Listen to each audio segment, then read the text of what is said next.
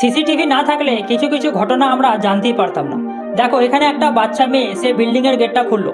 সে tuition পড়ে আসছিল, তার বাড়ি হচ্ছে বিল্ডিংয়ের ওপরে, তাই সে ওপরে যাবে বলে গেটটা খুললো। সে দেখলো যে পিছন থেকে একটা লোক তাকে সন্দেহজনকভাবে ফলো করছে, তাই সে আবার সেই বিল্ডিং থেকে বেরিয়ে চলে এলো।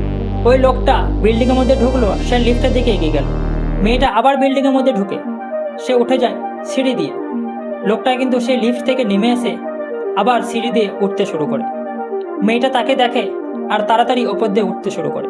মেয়েটার হঠাৎ মনে পড়ে যে তার বাড়িতে তো কেউ নেই, বাবা মা গেছে বাইরে, তার বাড়িতে তালা লাগানো।